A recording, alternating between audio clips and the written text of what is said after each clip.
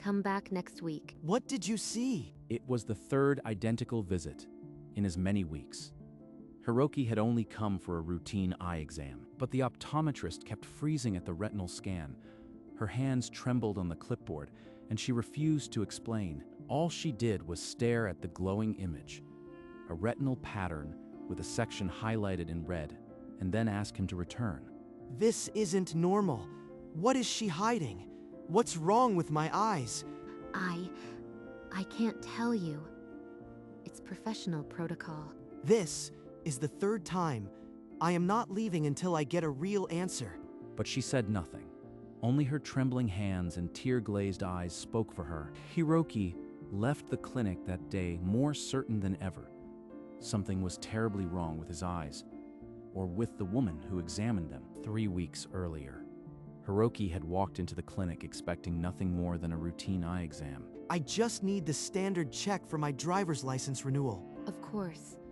Please sit here. We'll start with a retinal scan. She guided his chin to the rest and activated the scanner. A soft hum filled the room, but the instant the image loaded, Kaori's face went pale. Is something wrong? You look like you've seen a ghost. No, it's fine. I just need to see you again next week. A follow-up. A follow-up? For a routine exam? That isn't standard protocol. She tapped the keyboard with shaking fingers, booking the next appointment before he could ask more. Hiroki left the clinic, more puzzled than worried, but the memory of her frozen expression stayed with him. 1 week later, Hiroki returned. The memory of Kaori's frozen face had tugged at him every day. You asked me to come back. I am here. What's the verdict? She guided him to the scanner without a word. The hum seemed louder this time, or maybe his heartbeat was. The image appeared. Kaori's breath caught. A fresh sweat drop traced her pale cheek. Your face tells me everything. What is wrong with my eyes? Please, just come back next week. I need to run more tests. It's standard. That excuse again? This isn't standard procedure. She's definitely hiding something serious. I am not leaving until you tell me what you see in my scan. She clutched the clipboard to her chest, knuckles white. Her silence was louder than any denial. Hiroki walked out with a cold dread settling in his chest. He knew now that something terrible was being kept from him. After the third visit ended the same way, Hiroki refused to wait another week for answers that never came. I can't keep doing this. There has to be someone else who can read my scan honestly. He pulled up the city's largest ophthalmology department and booked the earliest appointment available. A few days later, he walked through the glass doors of the university hospital, a manila folder of his records tucked under his arm. I need a second opinion. My optometrist has been acting strangely for weeks. I'll examine you thoroughly. If there's anything unusual, we'll find it. The same retinal scanning machine hummed, but this time, Hiroki held his breath for a different reason. Please, let this doctor be honest. Let there be nothing wrong, or at least tell me the truth. Dr. Suzuki studied the images longer than expected, his brow furrowed, then smoothed. It's a textbook healthy retina. I see absolutely no abnormalities. That doesn't make sense. If my eyes are healthy, why did she look like that? I need copies of every scan and the full report. I don't believe this. I'll provide everything, but I repeat, there is no medical cause for alarm. Hiroki walked out of the hospital with a slim folder, but a heavy certainty that the real answer was still back at that small clinic. She's been hiding my own medical records from me. That ends today. He marched straight back to the optometry clinic. No appointment, no patients left. I want my full records, now. No more excuses or empty follow-ups. Hiroki slammed his hand on the desk. Kaori flinched, and her eyes glistened with unshed tears. I'll get them. She nodded weakly and disappeared into the back room, returning with a thick folder she handled as if it might shatter. Hiroki snatched the folder from Kaori's trembling hands and dropped it onto the nearest table. He flipped past the expected medical forms and scanned printouts until his fingers touched a sealed envelope. Inside was a handwritten letter and a diagram comparing two retinal patterns with annotations. One pattern was labeled Hiroki. The other bore a name he didn't recognize, circled in what looked like a tear stain. This isn't a standard medical file. This is personal. What is she hiding? He opened the letter, her careful handwriting filling the page with emotions she'd never spoken aloud. Kaori stood frozen, her breath caught in her throat, watching him read her deepest secret. I read your first line. I am sorry I couldn't tell you the truth. What does that mean? This diagram, this letter. This is why you've been asking me back. Tell me now. But Kaori just pressed her fingers to her lips, silent tears falling, unable to speak the words she'd written. You wrote, I am sorry. I didn't come here for apologies. Tell me why you've been dragging me back. It's not that simple. You don't understand. Then help me understand. This letter talks about a patient you lost, a teenage boy. The words on the page were steeped in grief. A boy who died waiting, and a promise she'd made to his memory. This is about a dead kid, and you've been pulling me back because you are haunted. No. You don't see the connection.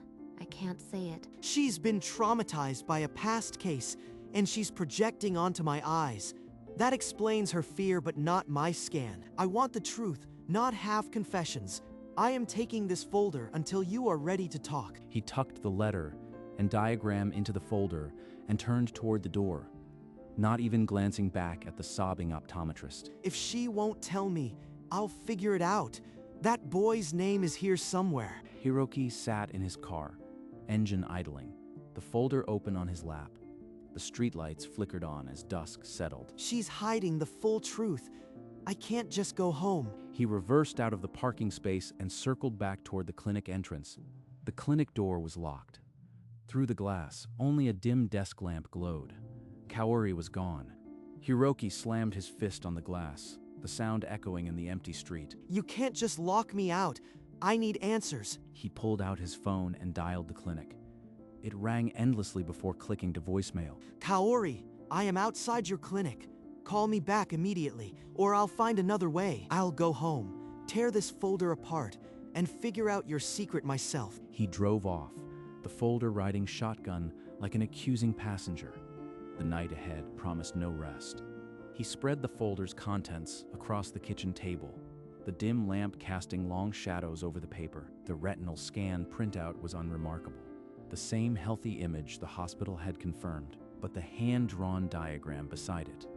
Two nearly identical retinal patterns connected by a trembling line held all the gravity. He lifted the letter and began to read, the words more confession than explanation. I am sorry I couldn't tell you the truth. The moment I saw your retina, I knew you were the one. Your eyes are precious. Not because you are sick, but because they carry a pattern I've memorized through grief. A pattern memorized through grief. She's not protecting me from a disease. She's protecting herself from a memory. He set the letter down, staring at the diagram where the two retinal patterns overlapped like two halves of a single signature. She's afraid I'll refuse something. But what? The weight of the night pressed in. He knew he couldn't leave this mystery for another morning. He lifted the letter again, the paper trembling as he read the next paragraph. 6 months ago, I lost a patient. His name was Ren. He was 16 years old. He needed a corneal transplant, but the donor registry was too narrow. I performed his final eye exam, the diagram beside the letter now seared with meaning. The two retinal patterns were a perfect match. A corneal transplant. She's comparing our eyes for a transplant match. I've memorized his retina from grief. When I scanned you, your pattern matched it exactly. Hiroki's hands tightened around the paper, the edges curling under his grip. She wasn't hiding a disease. She wanted me to become a donor after my death. The cold dread he'd felt for weeks crystallized into a single, impossible request. Every visit, every test, she was building courage, and I just crushed it. I wanted to ask you to become a donor, but each time the words died in my throat. I was afraid you'd refuse, or worse, that I'd lose another patient's hope. He folded the letter carefully, the edges already worn from her nervous fingers. The memory of her tear-glazed face earlier that day surfaced, the same grief he'd mistaken for guilt. She wasn't hiding from me. She was trying to protect herself from another loss. I need to see her, now. He grabbed the folder and his keys, the night air cool against his face as he rushed out. The clinic building was dark, but a single desk lamp glowed through the window. She was still there. He knocked, and the door opened slowly. Kaori's red-rimmed eyes widened in surprise. Kaori, I read the letter. We need to talk. I performed his final exam.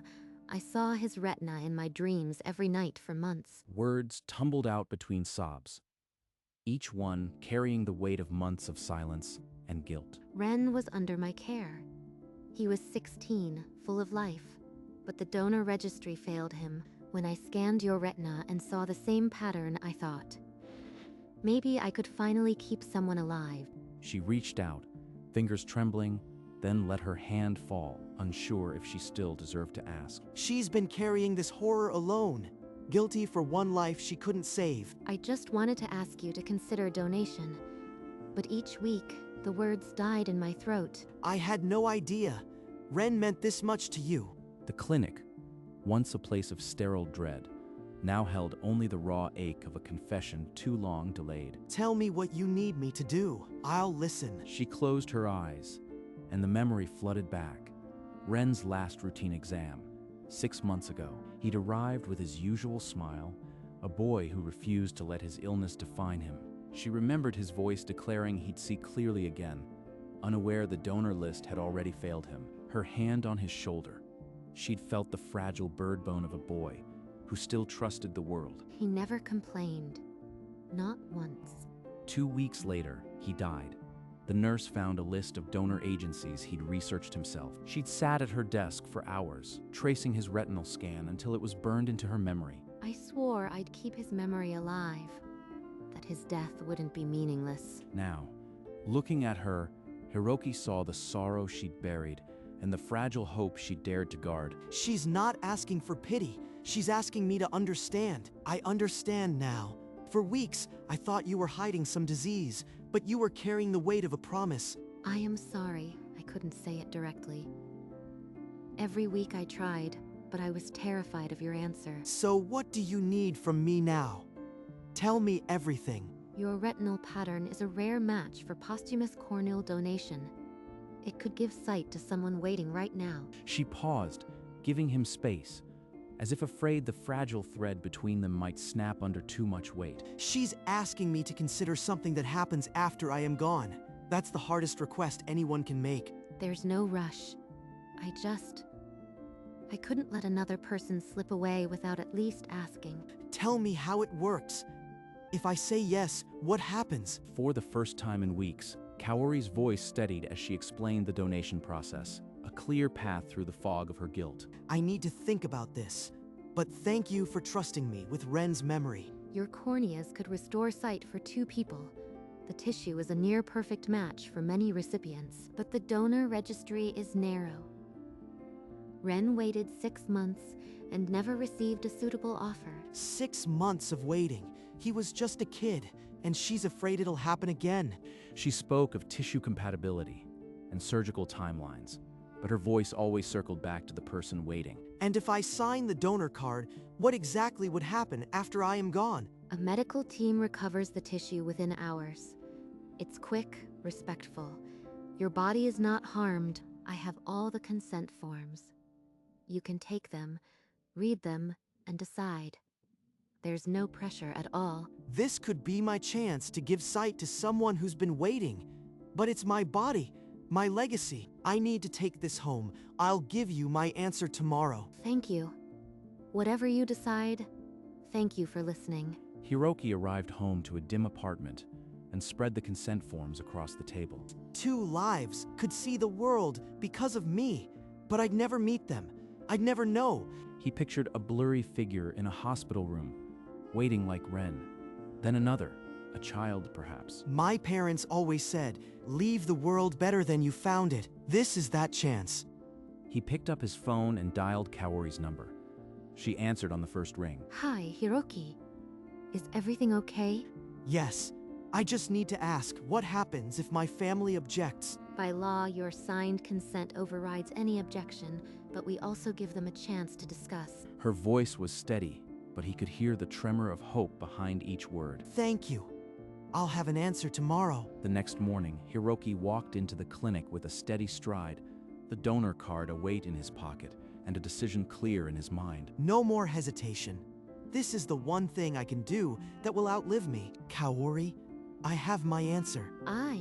Okay, please, tell me. I'll sign the card. I want to be a donor to give someone the chance Ren didn't get. The clinic fell silent. Kaori's hand flew to her mouth, and a sob escaped before she could catch it. Thank you. Thank you so much. She pulled a blank donor card from her drawer, her fingers trembling as she slid it across the desk. This small paper will carry my promise. It will be a bridge from my life to theirs.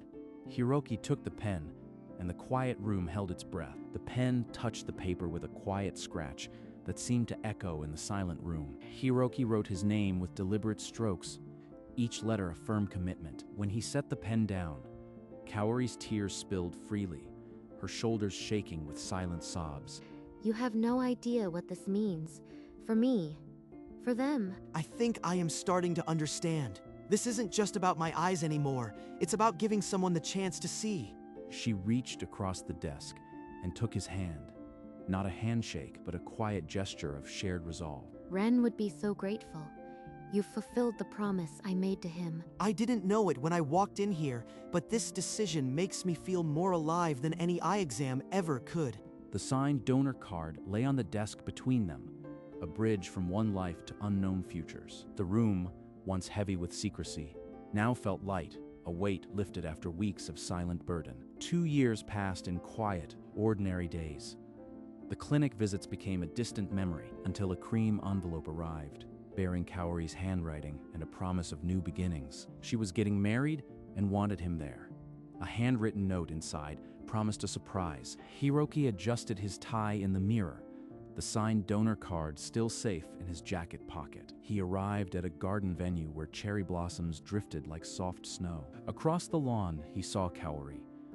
She was radiant in white, her smile brighter than he'd ever seen. When she noticed him, her eyes crinkled with a familiar warmth. The weight of the past had lifted. She walked toward him, the years of guilt replaced by a lightness in her step. She hugged him tightly, and for a moment, no words were needed. Thank you for coming. There's someone I want you to meet. Kaori squeezed his hand gently and led him through the garden, past clusters of guests, to a quiet corner under the cherry trees. There, a teenage girl in a soft pink dress turned at the sound of their footsteps, her ponytail catching the breeze. Hiroki, this is Yuna. She's one of the 2 recipients who can see because of you. Yuna's eyes met his, bright, clear, and full of a world he'd helped her see. Hello, Hiroki-san. I've wanted to meet you for so long. Hiroki's throat tightened. The girl he'd imagined only as a blurry hope was now solid, smiling, and so very real. Her eyes. Those are her own eyes now, and they're looking at me. Thank you for giving me this. I get to see the cherry blossoms today because of you. Kaori stood a step back, her fingers pressed to her lips, tears of joy streaming unashamed. 2 years of wondering, and the answer is standing in front of me. You are really here. You can see. I thought I'd never know what my choice meant. Every day I see the sky, the flowers, my mother's smile. I never take it for granted. She spoke with a clarity that silenced the garden breeze, each word a testament to the gift Hiroki had signed into being. I thought I'd never know, but now I feel every one of those endless weeks was worth this moment. Hiroki's voice broke, and tears he'd held back for 2 years finally fell, tracing warm lines down his cheeks. Yuna reached out and gently touched a cherry blossom petal resting on his shoulder, her fingers steady and seeing. They sat together on a garden bench, the silence between them filled with an understanding deeper than words. I'll live every day seeing the beauty you gave me. Thank you for my sight. Kaori watched from a few steps away, her own tears a quiet celebration of a promise finally fulfilled. A routine exam, a panicked optometrist, and a signed card. It all led to this moment under the cherry blossoms. The cherry blossoms continued their gentle fall, petals blanketing the garden in a soft, pink hush. And in the quiet, Yuna's gaze rested on the world, a world she could now see in all its beauty. It had started with an ordinary exam, a routine scan that should have been forgotten. Instead, that image became a bridge between a grieving woman, a patient lost too soon, and a promise that would not be broken. Hiroki watched the petals drift, knowing his signature had given this girl the chance to see them fall. A simple choice, made in a moment of trust, had become a living, breathing miracle under the sakura. For Ren, too, the memory lived on, not in loss, but in the sight he'd inspired. Two people could see because of one man's decision, and on this spring day, that was enough. The answer to a frightened question had become a gift that would outlast them all, and as the petals danced their final waltz, Yuna's eyes closed in a moment of silent gratitude. The end.